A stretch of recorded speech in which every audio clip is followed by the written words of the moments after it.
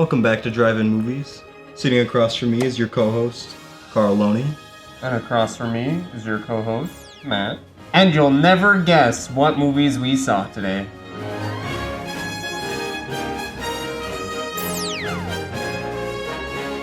Barbenheimer, the biggest theatrical event of the century. It was worth it. The meme was worth it indeed. And what started out as a meme, juxtaposing these two completely different films and making it like such a big event, it's very strange how positive it is. Usually everything on the internet is pessimistic and awful. But it's Barbie. Well, yeah, but like the people that hate them, like even in the trailer when they showed, if you hate Barbie, this is the movie for you. Like, you saw it? No? No. Well, they did that. I avoided any and all marketing for both of these films. That was part of their marketing, where even if you hate Barbie, this is a movie to see.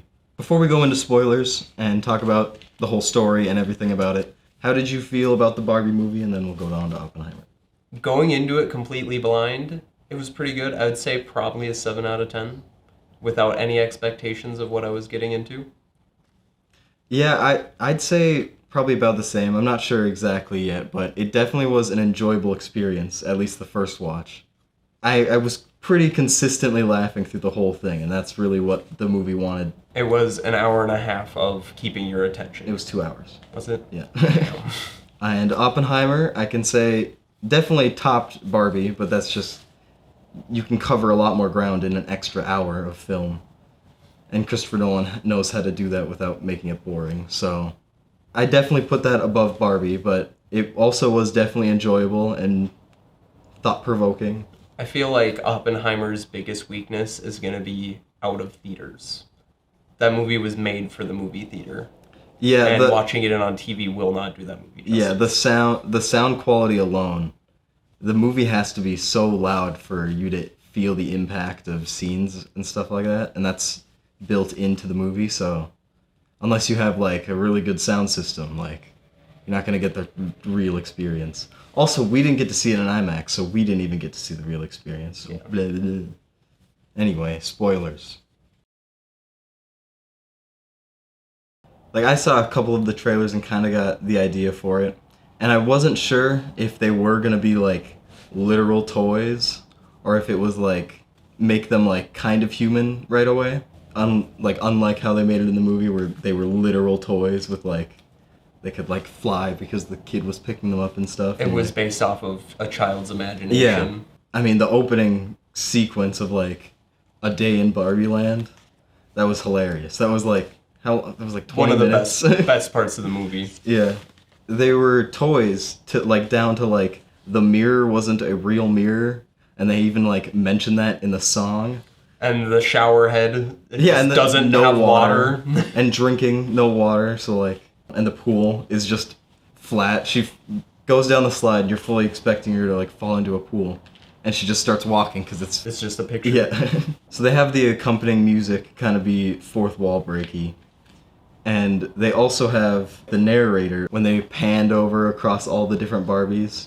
And then they show the pregnant one, and we're like, oh, we just continued her. Go past her. It was really, I don't want to use the word meta, but it was meta. Yeah, they definitely, and the way they broke the fourth wall was a little bit different. Do you remember when they would just start speaking in like huge words that like only like an adult would understand? And that's kind of like the idea, because it's kind of a kid's movie. It's PG-13. It's a children's movie. But it's like, it's definitely geared towards adults as well. So cool. Also, I saw it, like, when they were going through all the Barbies, and they were like, this Barbie's the president, this Barbie wins the Nobel Prize Awards, and this, I couldn't tell, but I'm pretty sure Margot Robbie plays multiple Barbies, but they have, like, different wigs on, because I think she was just in, like, a brown wig, and she was supposed to be a different Barbie. So I don't know if, like, because she's the stereotypical Barbie, they use the same model, and that's kind of the idea, or if I'm just seeing things, so. I have no idea what you're talking about. It's interesting that they go even that far. Like, because they do a lot of fourth wall breaking things, and like things like that, because she is the stereotypical Barbie. or at least that's what like her box says. Her character. Yeah. Yeah, the way the characters act, all the Barbies, well, all of them kind of act like children, especially Ken. Like, especially when he gets to the real world. He's like, he just like wants to go wander off, but he isn't allowed to in Barbie Land. So like, he has to be like a child and be like, I want to go that way. And she's like, I don't care. And he's like, well, I'm gonna go that way. Yeah, and just the way he acts throughout the movie, like, he throws a temper tantrum because Barbie doesn't like him, essentially. I feel like Ken's character is what a female child would associate with how an adult man would be acting in the perfect world of their imagination. Yeah, because he essentially throws a temper tantrum, and he's like, well, this is Kenland, or Kendom now, and like takes over, which was hilarious. Ken going exploring the real world, and he's like, oh, patriarchy, horses, war. Yeah, it's pretty hilarious by the end that the Kens just start war. It's pretty funny. And then end with a dance number.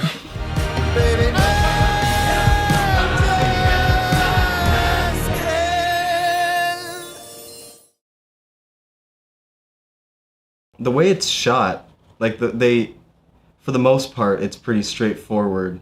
When they're showing like how Barbie is starting to experience real life, when she was like trying to like sense or whatever, like using her third eye to try to see who her owner was. Yeah, her owner was. So there was some interesting stuff like that, and then like the scene with the old lady when after she's crying and she looks at the old lady, she's like, "You're beautiful," or whatever. That's actually the daughter of Barbie's founder. Oh, that's the. Yep. I didn't know that. Well, then when they did the like montage of Ken like seeing everything, and they show like Grease and I mean I think there was like Rocky. There was a couple Rocky references. Oh, when Ken he learns that the real world is dominated by men after he like realizes that, and he goes around and he's like, I can be anything now. I don't have to be Beach. And the fact that his job is just Beach is fucking like the little like when it's just Barbie Land and it's still like the first act before they go into the real world, and conditioned to completely remove things from their reality. So like things like that make no sense, like Beach, are just facts. You know, it's not even my real job. I'm just Beach. Also, when he like runs into the water and he just goes, he smacks the wave. They have so many really cartoony, like, where he's flying through the air when they stop the car and it flips over for no reason. Those are what really sell it as hilarious. And they have, like, the cartoony dust where it comes up and it's just, like, drawn. Yeah. But back to Ken. When Ken was, like, going to different jobs and he's like, I just want to surgeon somebody, or whatever. In another movie, that could seem so cringy, but, like, coming from his delivery, it's so juvenile and funny that like it's Ryan Gosling himself that makes it work. Yeah, like if somebody else was in that role, it really wouldn't have worked. And kind of speaking of characters, like Margot Robbie's actually a producer on the thing, so like she had a lot more to say than I thought she would. So like it was really, I'm pretty sure it was her and the director mainly like figuring everything out, because you heard about like they originally tried to give it to Amy Schumer, and she was like was making Barbie the butt of the joke, and that was like her premise, and they were like, oh, that's not what we want to do, so they gave it to Margot Robbie, and she's like, well, we're doing this or whatever. That's what I heard. I guess I don't know when the director was put on the thing or anything, or if she was always attached and they were like, that's not what we want to do. Yeah, it definitely would have been a different movie.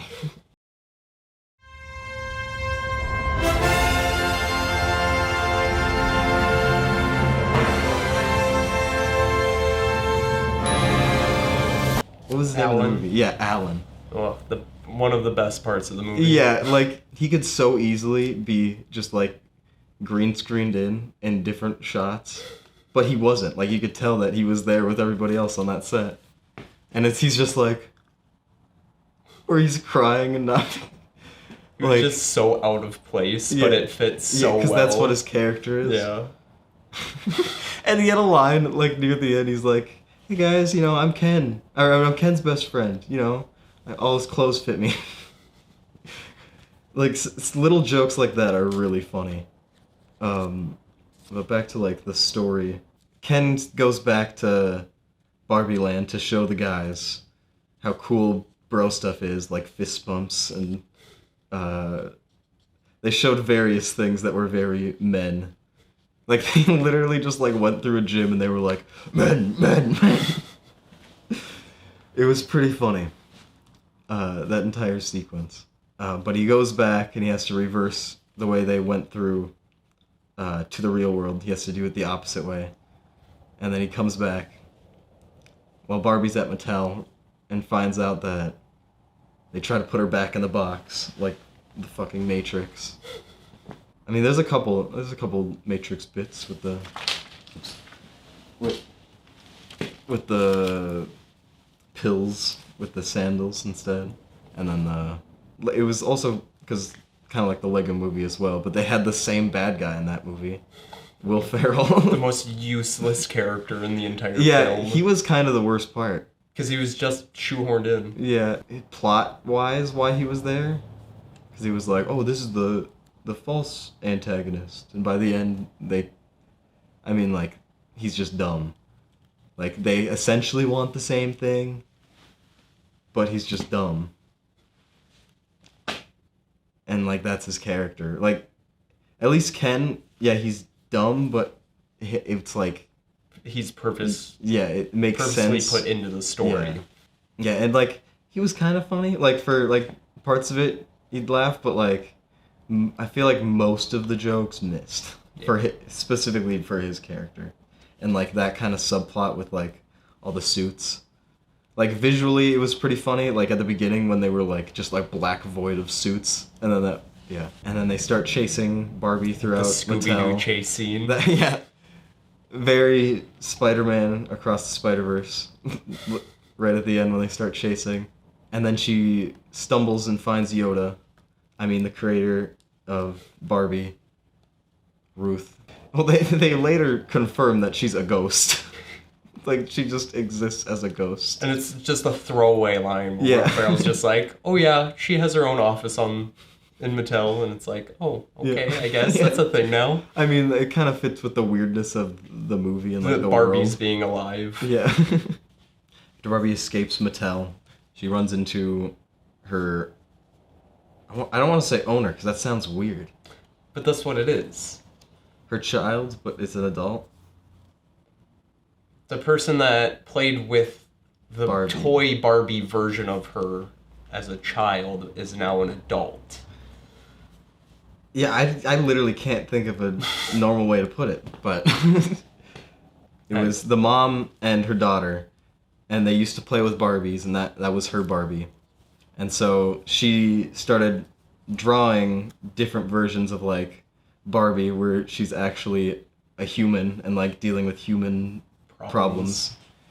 Which I thought that was really interesting that, like, and they hinted at it, so, like, because it's not like fucking Oppenheimer where, like, you have to pay attention as so much and, like, intake every little bit of information to fully understand everything that's going on.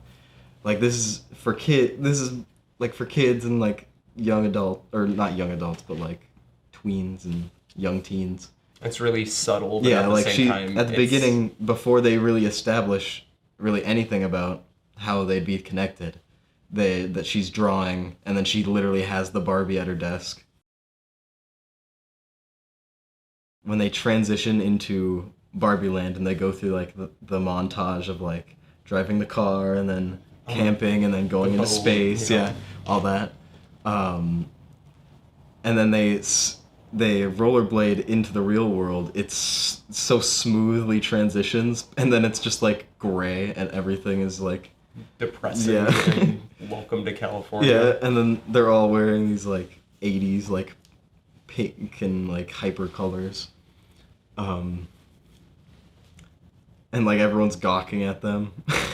And then Ken's just loving it. He's like, everybody loves me here. Getting so much attention. She's like, I'm getting an undertone of violence. I'm not getting any at all. Like, that was hilarious. The fish out of water stuff was really funny.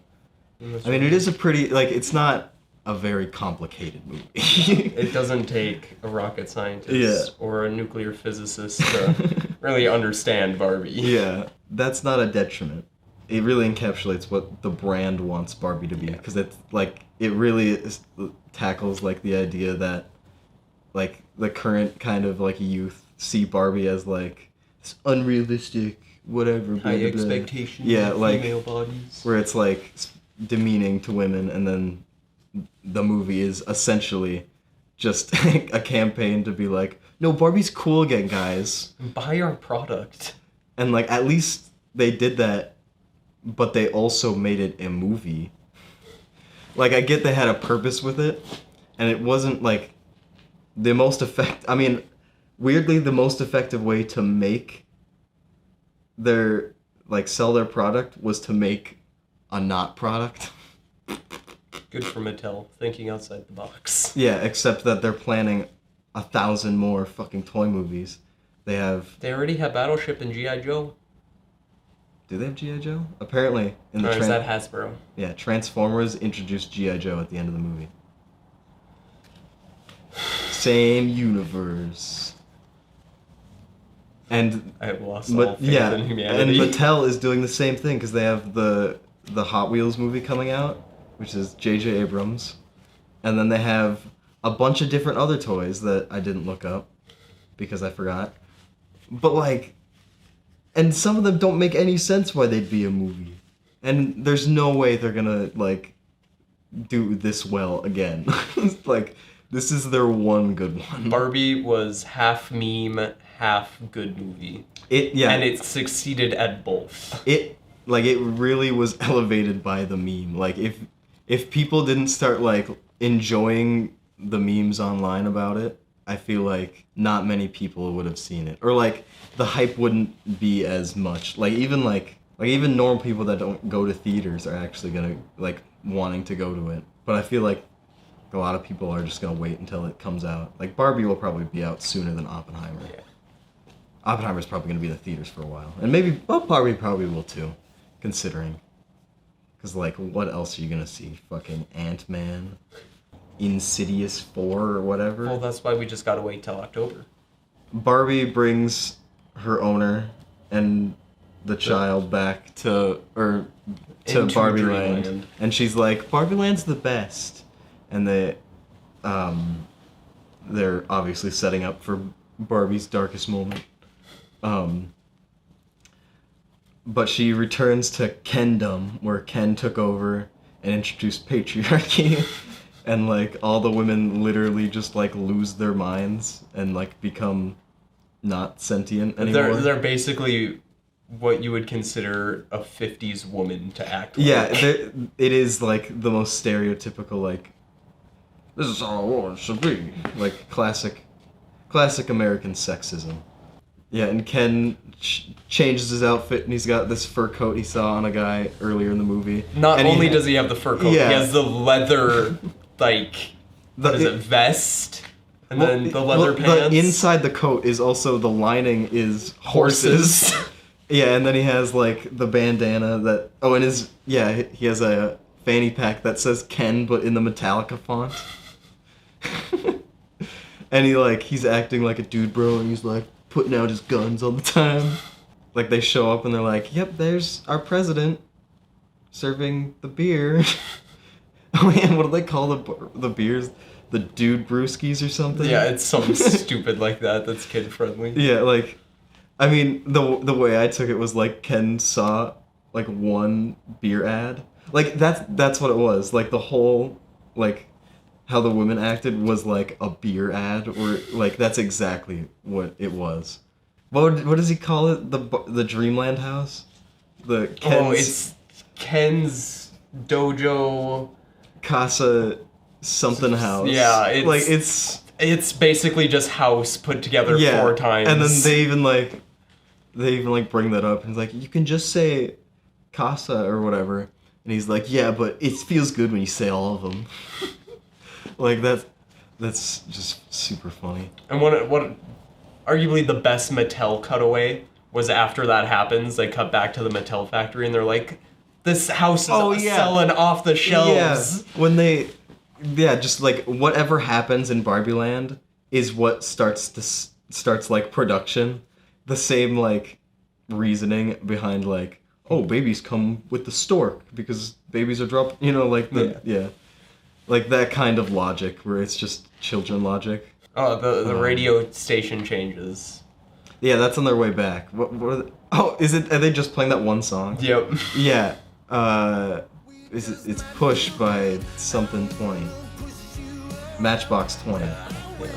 Yeah, they played Matchbox 20 quite a bit in the movie. Or no, I guess that was the band. The song. Yeah. And they have, later in the movie, they have all of the Kens with a guitar singing to all of the Barbies. In a big circle on the beach. They all have their own little fire, so it starts out with just two of them, so you think that it's like, oh, we're on a beach alone, and it's super romantic, and then they're all right next to each other. Singing the exact same song. Which is the most, like, the frat guy. Very stereotypical frat guy with his guitar, like, yeah, I'm gonna stare into your eyes for 4 minutes uncomfortably. They got the one guy playing drums on the beach. Like, he brought a whole drum set out there. It's, like, huge, and he's not even close to Barbie. He's, like, way on the ground. Barbie tries to confront Ken and be like, what have you done? And Ken, like, reveals why he did it, because Barbie always looks over him or whatever, and, like, I don't remember exactly what he says, but, like, that scene when they, like, are just completely overacting, like, against each other because they're dolls. And Barbie just, like, is mortified and gives up on life. The world ended. And then Barbie lays down, face down on the ground, and gives up on life. And then they do this, like, cutaway before the third act happens. Give up on life, Barbie. She always wears her sweatpants and never goes outside. It cuts to a commercial where Barbie's just depressed and like the worst shape ever. It's like the next Mattel product they're selling, because like earlier when they established the Ken house, and now Barbie spends 18 hours on Instagram until she falls asleep. And then it cuts to the mom and daughter leaving, and they have to sing the song. I forget what song that they have to sing. About to leave Barbie Land and go back to the real world, because Barbie yelled at them and told her to fuck off. And who's in the back seat? None Jim. other than Alan. Yeah, Alan shows up in the back, much like how Ken showed up in the first act. Alan basically just hates Ken and everything to do with the frat boy mentality. No, he hates the Ken world. He doesn't hate Ken. He's Ken's best friend. He's Ken's buddy, actually. Yeah, you're right. Ken is Ken's best friend. Yeah, the relationship between the Kens and the relationship between Kens and Alan is very funny, because blonde Ken has a rival Ken, and they're always at each other's throats. Even in the beginning, like, song and, like, music number, he's, like, always jealous when the other Ken's around Barbie. And he, like, when he's, like, scooting away, like, on the ground, and he has to, like, do that, because he's not the Ken with the golden arms. He's the Ken with the regular white jacket. So he's not the star. Yeah, their rivalry is very funny. And they have a beach off. And then Ken also has his best friend, Ken, who just kind of is there for him to throw things at. He's just the coat rack. Yeah, pretty much. Most of the film. Like, he doesn't have many lines. He's just kind of there, which is funny. That's his character. They get stopped by construction workers. Are they real construction workers? No, they're Kens. Yeah, they're Kens? Okay. They're building a wall, but they're building it straight up and not out first. So Alan goes up to distract him and starts beating him up. Yeah, Alan's like judo champ all of a sudden. And then they decide to turn around, and Alan's like, I'm never going to get to leave. But they return, and Barbie's with Crazy Barbie, Angelica Doll Barbie. That's essentially what her character is. Yeah, she kind of has her own little arc, but it isn't really, like, on screen. Like, mainly hers is along with the bigger narrative of acceptance. So towards the end, her being accepted with the rest of the Barbies is kind of well, even her arc. herself, like, because at the beginning, she's wearing all these near the end, like at the beginning of the third act, she's like, she has some sort of style to her like wackiness, and earlier it was just like even more wacky, and her hair was like not wacky, it was like unkempt wacky. And then later it's like styled with some kind of purpose, but like it's because what is their Barbie called? It's like when the kids play with her too hard and like her hair falls out and stuff, so they have to like cut it up or something. And they have all the band, or not the band, but discontinued Barbies living at the like Wizard of Oz-esque mansion. Yep. Literally, what was it? Baby Daddy Ken and then Gay Ken because he had the earring. No, it was Sugar Daddy Ken. Oh yeah. That was very cheeky, where it was like, this is Sugar. And I'm her daddy. It must have been real for them to put that in there. Like, that must have been some 70s version. It had to, yeah. Because, like, they said all of them were real. Or, like, they made it seem like it anyway. And the Barbie where you move her arm and her boobs grow. Yep. Like, Jesus. I think one of the better ones was the TV Barbie. Yeah, she's like, I have a TV in my back. And they're like, oh, that's so cool. He's like, is it? Because every girl's dream is to have a TV in their back. The mom has like a big speech about what it is to be a real woman and have like real human emotions and stuff, because to like wake Barbie up from her depressive episode essentially, and then they realize that if they just remind the Barbies of reality, like for some reason the Barbies have more a sense of reality because they all have jobs, and all the Kens don't because they don't. So the Kens are basically forever children. What every man dreams. So the Barbies come up with a plan to wake up all the other Barbies so they can do another plan. Or it's a two-step plan. So the Barbies plan to switch out Barbies or the Barbies that are still like basically mind controlled, and like remind them of reality and break them out, in order to make the Kens start infighting, because it goes to the other thing we were talking about with all the Kens around the campfires, and then all the Barbies are all they all get up and move to different Kens to make the Kens jealous. Yeah, which causes them all to hate each other even more. So some of the Kens, like, they all branch out, or it's basically just two branches, where some of the Kens are on one side and some of the Kens on the other side, and they're like, we gotta fight the other Kens. But how are we gonna know who to fight? They're all named Ken, just like us. And I don't remember exactly where that goes, but they realize they have to start a war because earlier when Ken went to the library in the real world, he got a book on the Men War or whatever. And stuff like that, where he saw all the presidents and stuff, and all the presidents were men, unlike in Barbie Land and stuff. So they decide to go to war with all of their like sports equipment, because they don't have any real weapons, except for one person who shot one of the... That was so weird. Guys shot? Like, just actually gets shot with a gun. Like, you don't see it. He just gets shot, and then later he has a sling because he's got shot.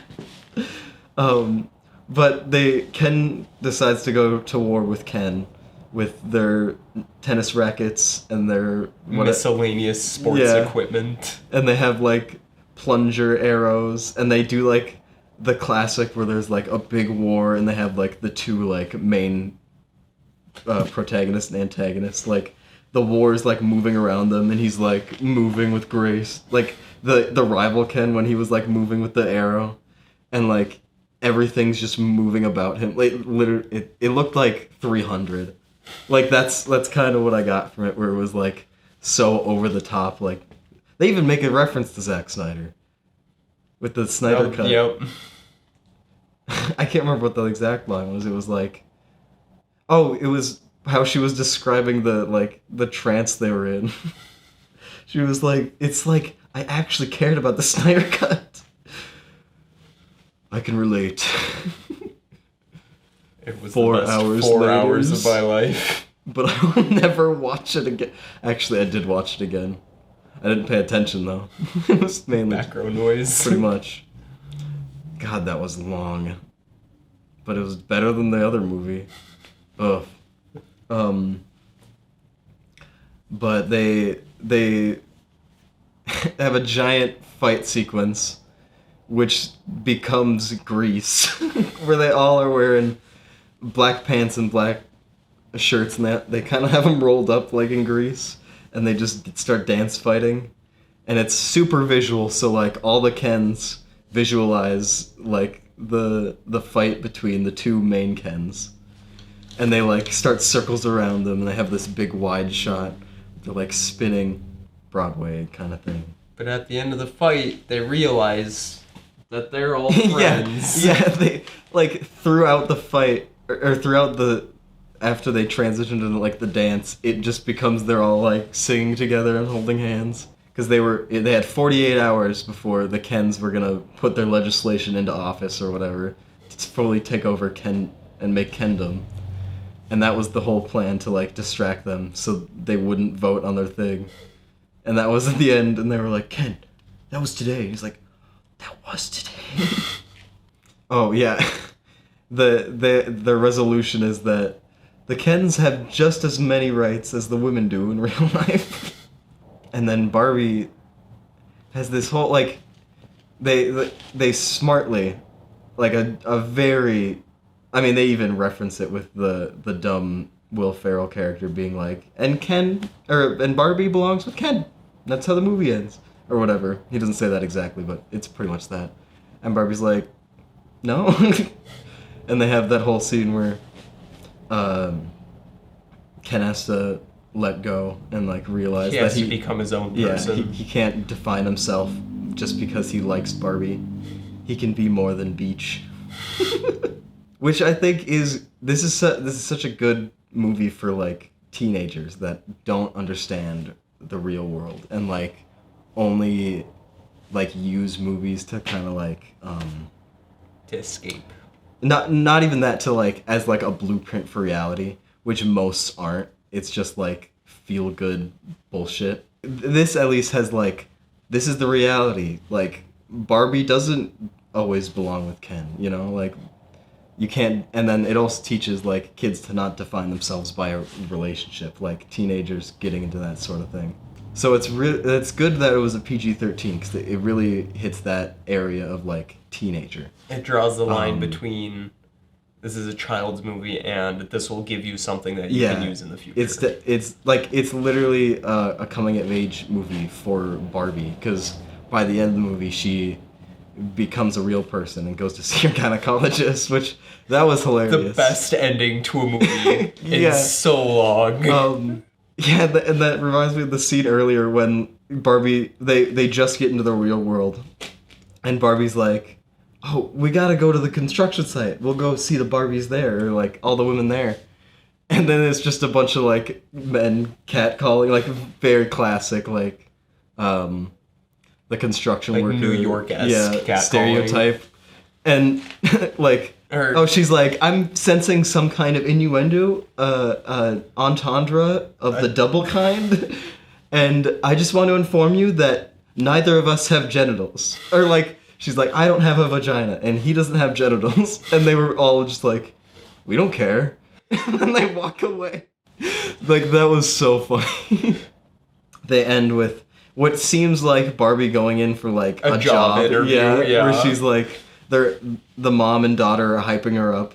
She has this really weird moment where she like faces her creator and becomes reality, which I felt that was like probably the most boring part, because like it could have been so much shorter. Like you got the information right away. Yeah. And like I get that they were trying to draw it out and it was like really emotional, and like I was trying to understand what they were doing with the background, Because they sometimes, it was mainly white, and then they sometimes had like this orange kind of glow kind of behind Barbie. And like the only thing I can think of that was supposed to represent, because it was only really behind Barbie and not behind Ruth, her creator. I think the orange was supposed to be like her, like the representation of her like gaining a soul or something, like becoming human, because it slowly moved in towards her and then kind of dissipated. So that was like the only kind of meaning I could understand from that. But other than that, that scene just was really long and kind of boring, and I was like, I get it. Let's go. Next shot, come on. Yeah.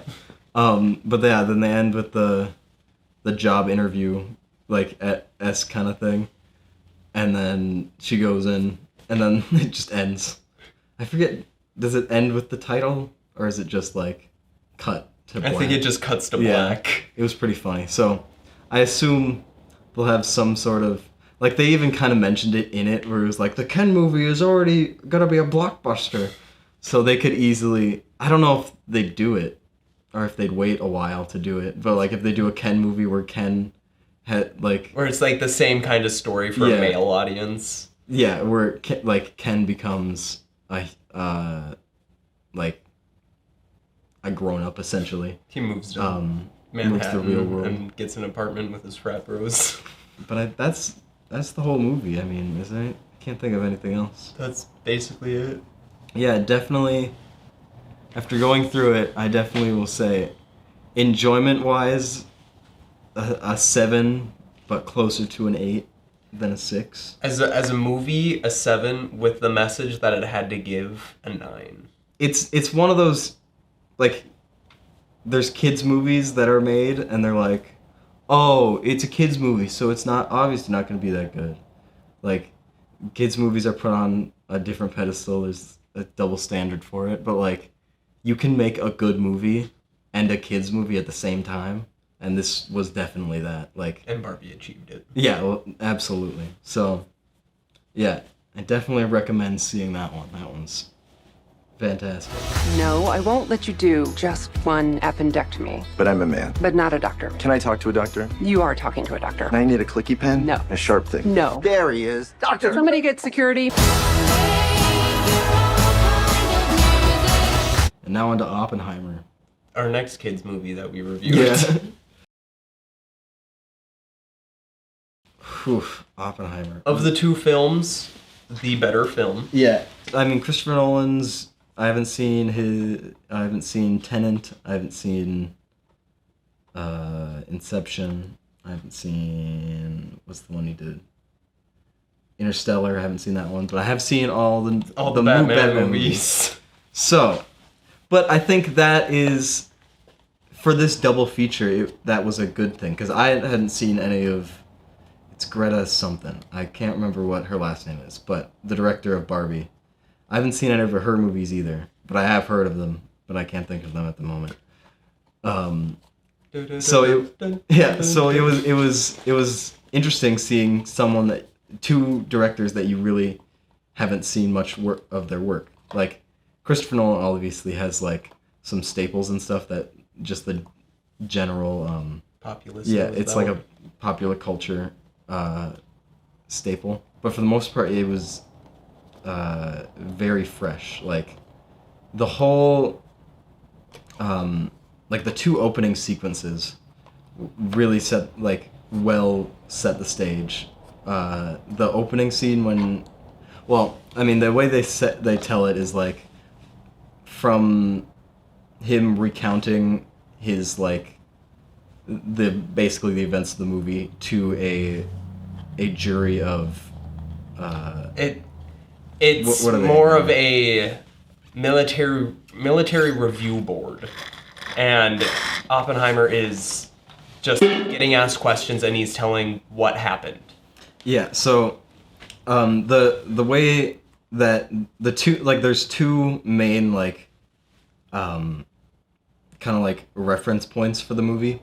So there's that, and then there's Robert Downey Jr.'s character. I can't remember his name. It starts with an S. At least his last name does. Strauss. Yeah, Strauss. He And all of his like perspective scenes are in black and white, so you can always distinguish kind of where It's a good divider in between where we are in the story. But at the beginning, it starts with Oppenheimer recounting. It starts off with him recounting him in school, and it begins with the scene where he isn't really respected in his school. Like he like people know him to be like talented and like. He's got a good brain, but he's not like. In the beginning, his whole thing is his mind is great, but he isn't really good with the lab work. And he's really clumsy with doing experiments. Well, but it's like, though it's intercut with, like the shots of like the bomb or like the nucleus or those specific like visual indicators of like the bomb. So it kind of like shows that his mind he's seeing beyond, essentially. It shows that it's not that he's just clumsy and stupid, like he is preoccupied with something bigger than his current surroundings. And then he isn't like respected, and he feels that like even his teacher like doesn't treat him the same as like all the other students, even though he does he respects him, but he doesn't at the same time.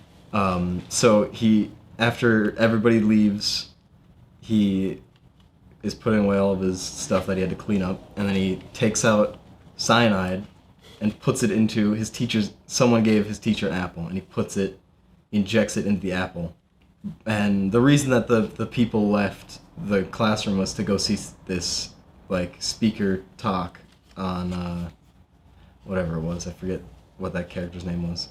But he was like a scientist that Oppenheimer looked up to, and he wanted to ask him the same question he already asked him apparently, sometime before. But that guy grabs the apple, and there's this whole like sequence where like he could have been responsible for killing the wrong person, and then like he wakes up before he goes to like confront or talk to the guy. He wakes up and remembers that he did it. Like it's almost like it was a dream to him. Moment. Yeah, like I actually did that. Like, and then he runs down to try to stop it, and the guy that he asked the question to has the apple, and he's like, "Is there this like moment where you think that it might happen? Like you don't really know." And then he takes it and throws it so no one can eat it. And he avoids catastrophe there, and it is kind of like the preamble to like it parallels the larger plot where Oppenheimer is like he thinks he's building the bomb for the greater good, and he doesn't think that the U.S. would use it immediately for like even if they're gonna win, you know, like it's a last resort kind of thing. And he kind of like removes himself from what the impact could be.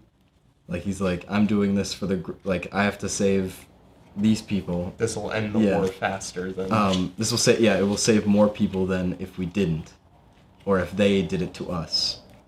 Yeah, the ramifications. Like he doesn't in the first opening scene, he doesn't feel the implication or the ramifications of his actions that he did. Like, but once he builds the bomb, he very much feels the ramifications of that. He understands what he is capable of. And then that opening scene is immediately followed by this like just musical sequence, or it was montage where it's very loud. Like it really sets the tone for the music and the soundtrack itself. Where I forget exactly what it shows, but it's different visualizations of like the bomb and like the nucleus splitting and stuff like that. I have to rewatch it because it was a lot. 3 hours of non-stop information. Yeah, but that it really like without words, it really like set the stage for what is about to take place. And then after that, it establishes Robert Downey Jr.'s perspective scenes where the black and white, where he's like being. It's not a. He's also in a court kind of thing, but it's not a court because they can't convict him. It's like a pre-trial kind of thing. The whole thing is he's trying to see if he can be approved for, like, his security clearance to be reinstated. Yeah. And Robert Downey Jr.'s character is trying to prevent that. No, but his character is also trying to achieve that too. Because at the end, he's like, what's his face goes in, he's like, yeah, you didn't get approved. Because that was kind of the thing. They were both trying to do the same thing, but his was so like condensed and there's no media and stuff, and that's what so I thought that was really interesting that they had that parallel, that they were in such a completely different like world at that point. Yeah, but it was the exact same thing was going on. Right, I can't remember exactly if it just goes right in, but it establishes Oppenheimer's relationship with what I wrote in my notes as the mistress character. I forget her name. But it's a woman that Oppenheimer throughout his life has a relationship with, even though he gets married and has two kids. And has two kids. But there's a sex scene, and then she pulls out the book, or the Hindu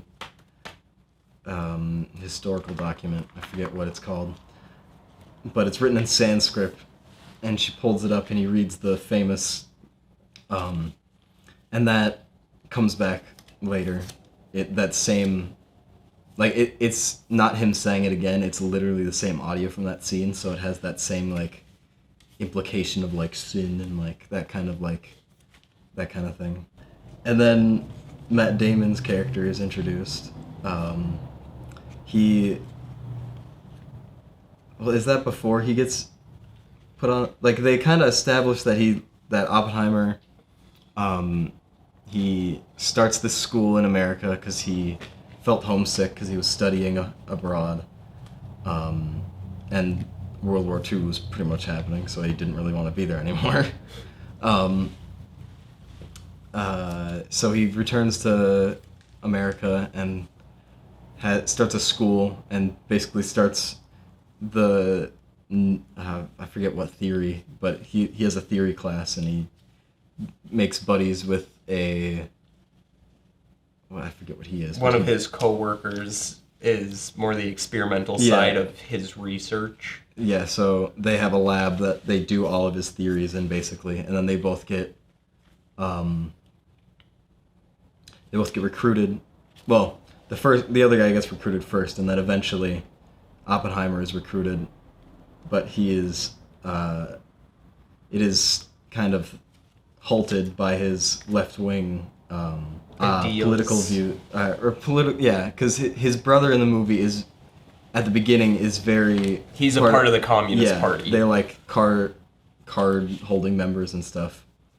And obviously this is a very politically charged era of World War II, where, like, can't trust anybody. Because Oppenheimer kind of stays, throughout the movie, he stays in this, like, gray area, but he also has so much leeway in that gray area, and they kind of mention that later in the movie, where he doesn't really, people question if he believes in anything at all.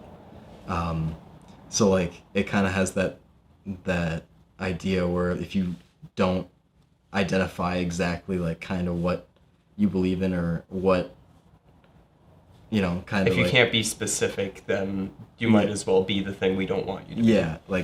Yeah, that kind of political themes are throughout the movie, especially with, like, the government type of stuff, and, like, the shady shit that Robert Downey Jr.'s character does near the end.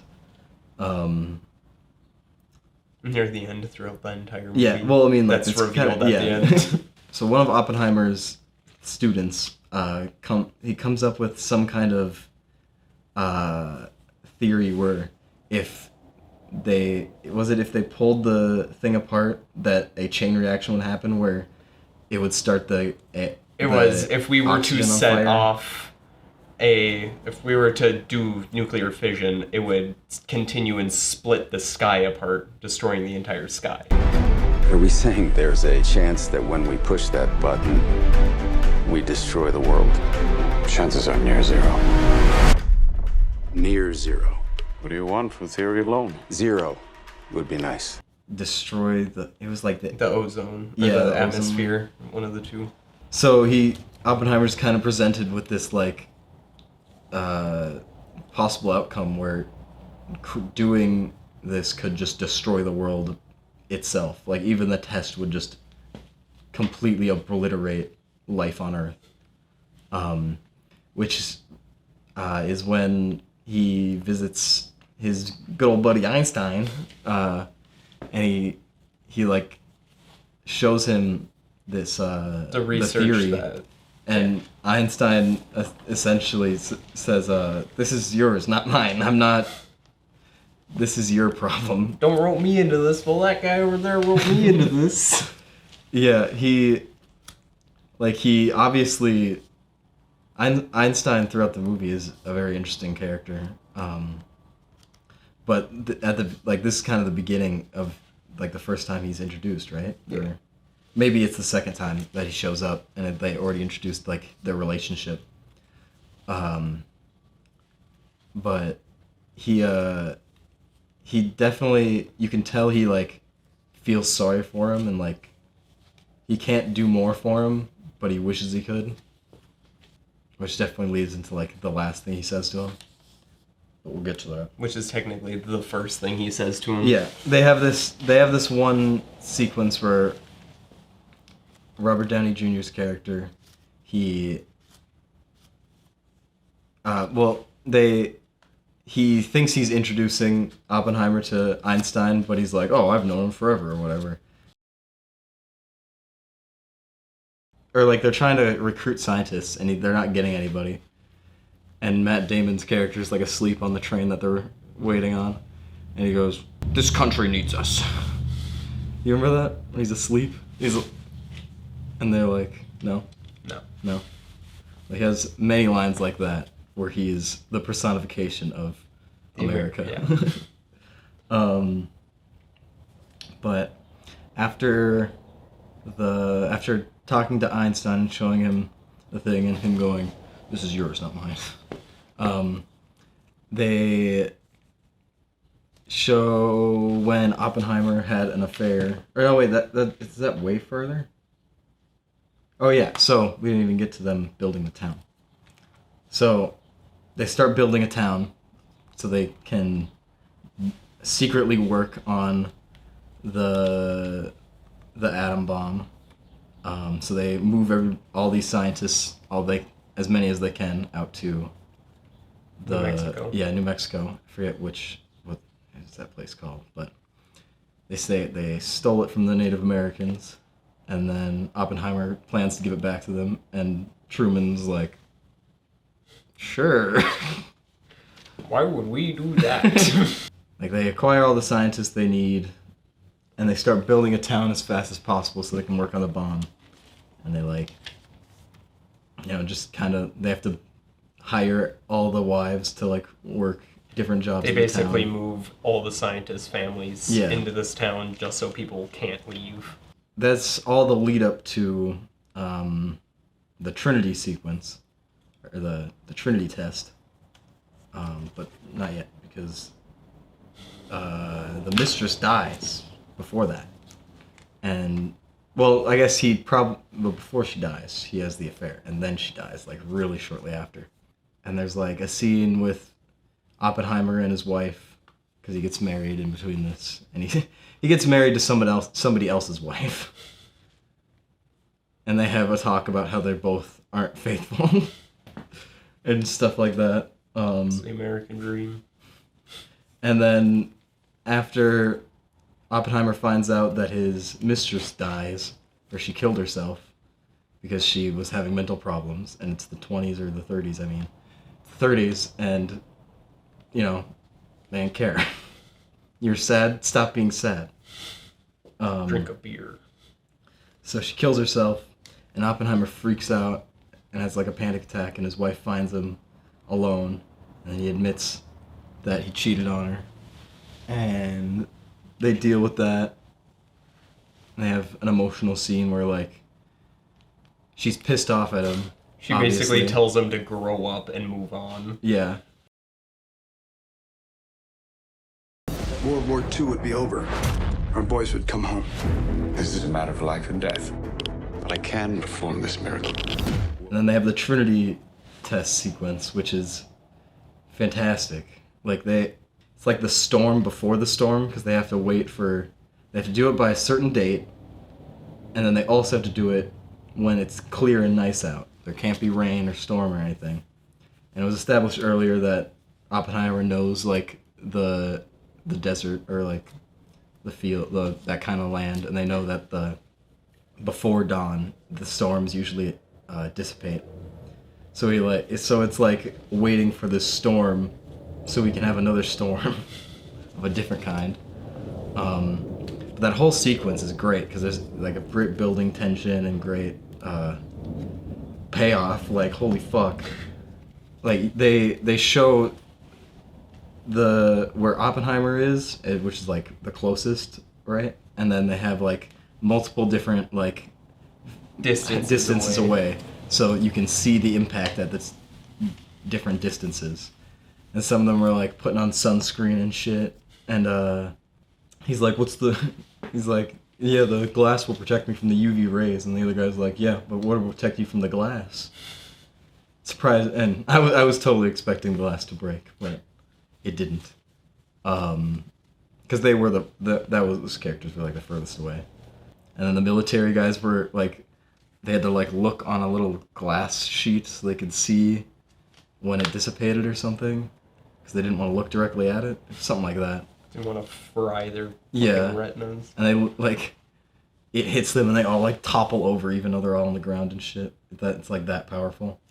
And like up close when it goes off, like for a good like 3 minutes, there's no sound. Complete silence. Yeah, like it takes so long for the sound to happen. And it definitely takes you off guard when it happens, so because it's like you would not be knowing. It's literally the flash, and you get to see the bomb go off, and then when the shock wave hits is when all the sound comes in, and it just erupts the theater. Yeah, it's fantastic. Right when that sequence ends, the government immediately is like, "We're taking this," and this is ours. Yeah, so he immediately is like getting his baby taken away, and he's like, "Don't use it." Essentially, he's like. He starts warning people about an arms race that will imminently happen, because there's always been suspicions about spies being in that town and leaking things to the communists, and that's like plays into that political angle. And they always question him because his brother and like his past with the Communist Party. So. It's definitely because it's part of it does take place in the 50s, so it definitely does have that like Red Scare angle. That sequence when he goes into the like gym, and they're all like stomping and everyone's cheering. So before we get into the main part of that, they had like that they allude to that stomping shot. They use that same one way earlier in the movie. I forget when, but it's like that's what he was fearing too, that people would praise him for it, and that's what they were that's what he used that clip for, because the original like stomping, you didn't know where it was, so they were stomping on like the bleachers and stuff, and they used that for like tension earlier in the movie, and I forget where, but I feel like it was trying to say something like that, where not only was he afraid of like what would happen, but like how people would perceive him, and like he plays right into it in that scene. Like, all the shots of the crowd are, like, 50s American, like, stereotypes, where they're, like, the perfect American people. Like, they're all laughing and cheering that they just blew up Japan twice. And Oppenheimer's just like, we just wish we had it in time for the Germans! And they all start cheering. But the way that sequence works is, like, they're cheering, but like it quickly fades into like a silence, and you just hear like just bits and pieces of like the surroundings, because he's completely Disassociated yeah. from his situation. And like it starts off with like he hears a scream, and then it completely the sound goes silent. Like you can't hear the cheering, but you see them all clapping and cheering. He's haunted by the victims, and he hears like the screams and like other. I can't remember what else. There was definitely more than just the screams or something else. But he starts to leave after he does like his speech, and he like steps into like a burnt corpse. It's so gross. Like he steps in it, and then whatever the person was just withers away into dust. It's terrifying. And then he walks out, and after he saw all these people like cheering, he sees like a young kid puking outside and like snot coming out, just like ugly, fucking gross. And he saw like kids kissing under the bleachers, and there was like one kid crying or something.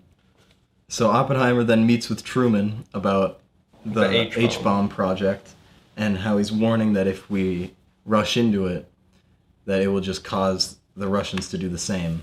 Oh, and the way the way that they shot Truman, like for his over-the-shoulder shots, they made like half the screen his head, and like for the shot of him, he looks like fucking huge. He looks like very powerful, metaphorically. So like when Oppenheimer walks in there, and he's just bombarded by like the opposite of what he wants. So he's basically shooed out, and then Truman calls him a crybaby, which is fucking was really funny. He's like, "Get that crybaby out of here." It's revealed that Robert Downey Jr.'s character was like planning everything. He was setting everything up behind the scenes, very espionage, political fucking shit. Mess with Oppenheimer's life, pretty much. To try to affect how his legacy would be perceived, and like he was very adamant that Oppenheimer not go down in history as a martyr, and like that's exactly what he was trying to do, or at least that's what the movie says. That was one of the weirdest that like maybe felt off about it. It was like it's very personal coming. It feels like it's supposed to be coming personally from Oppenheimer, but that guy's been dead forever, so it's like Christopher Nolan behind Oppenheimer making him do that, so it's like weird puppet kind of thing, which plays into the government corruption. Yeah, I don't know. It's like it made me feel weird about it, but like considering that's kind of what the movie ended off with, we find out that Robert Downey Jr.'s character and Oppenheimer are trying to, like, from when they're telling the story in the 50s, they're essentially trying to do the same thing, but their situation is completely different, because Robert Downey Jr. made it, like, he used his political power to, like, silence the media on it, so they don't really get anything, and, like, they stack the other side against him and stuff. So it's like a super uphill battle for Oppenheimer. And yet, he doesn't get his security clearance anymore. Neither of them do. But he Oppenheimer kind of wins, essentially. Wins in loose terms. Like, because I cannot find the exact quote of what Einstein said, but he was talking about how time will change and look differently, and he like literally talks about how like later they show Oppenheimer like much later, and he's like he gets a medal and he's like praised, and Einstein like was like alluding to that in his quote that I cannot find, but that quote is the scene that Robert Downey Jr. character thinks that they were talking about him, and that was like when Oppenheimer started setting all these scientists against his character. When in fact that they were actually talking about, well, the movie says they were talking about more important things, which is funny because his character thinks he's all self-important. He's like the most important character.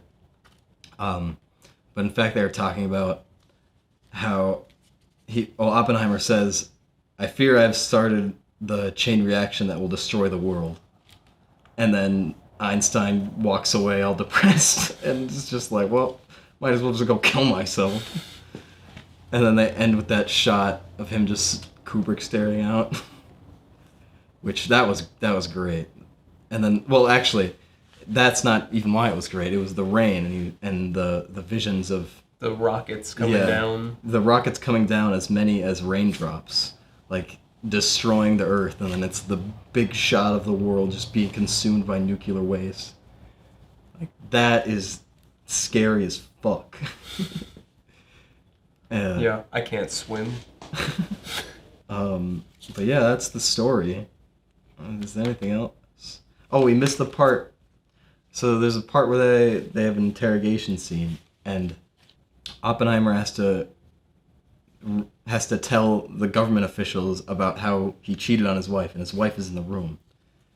And the sequence slowly pans across the room, and as Oppenheimer moves behind people's heads, it reveals him to be naked, and then the next shot is the mistress just fucking him at the table, and then she, like, the vision or whatever, the visual, looks directly at the wife. So it really hits home, like, the exposing of, like, all, like, your deepest... That not only is he naked physically, it's emotional. Yeah. Yeah, it's such a long movie that there's so much. I'm glad I took notes, because I would have not remembered those beats. But, I mean, it's a very compelling, emotional story. Like, the music does a lot of heavy lifting, but that's kind of... It really... At least for the first two acts, it really gets your heart pumping and gets you afraid of the bomb, pretty much. And then the last hour is the ramifications of what the bomb did and how the world completely changed after that. I also like how throughout it, Oppenheimer wants to get to the conclusion of, can I do this? And then after he did it, it's a, why did I do this? Yeah, it definitely plays with, like, his, like, gray political agenda or whatever. He doesn't fully understand what he's doing until after the fact. And that's not just with the bomb, that's with, like, his love life, obviously. That's his entire life is, I don't know what's going on, so let me do something and then regret it later. Yeah, pretty much. Yeah. I mean, the way... So, there was kind of there's controversy online about, do you see Barbie first or Oppenheimer first? And we went with Barbie first because Barbenheimer. That's why. There was definitely no other... Not because that's just how it went. How we could fit both movies into one day. Because that's how you read it. But I think that was the better choice, honestly. Because, like, after Oppenheimer, your brain would just be fried. And I get, like, maybe, like, mindlessly enjoying the Barbie movie, but you really aren't mindless during it. It's actually, like, it's engaging. Yeah, it doesn't just, like, isn't junk food for your brain. It's actually intelligent filmmaking. But yeah, Oppenheimer definitely topped Barbie, but, I mean, it's pretty friggin' close. Alright, final ratings. Yeah, I'd say Oppenheimer 9 and Barbie 7. 8. I don't know. Like, I give numbers and then I change them all the time, so... I'm gonna say a solid 7 on Barbie for just as a movie, for the message it gives off, an 8. Mm-hmm. For Oppenheimer, definitely a 10 in theaters, but probably a 9 outside of it's gonna be theaters. definitely a different experience watching it at home without, like, being shook Dolby into the sound. core. Yeah. Yeah. Yeah, and also seeing it with an audience is interesting. It's always interesting, like, seeing how different people react immediately.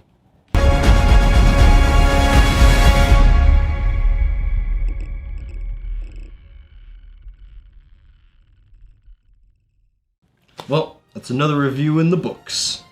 Now, what's next for our film review adventure? Well, in October we have, well, special something, the Five Nights at Freddy's movie. The Final Frontier, you're right! Wait, what? Space. No, Five Nights at Freddy's. Space?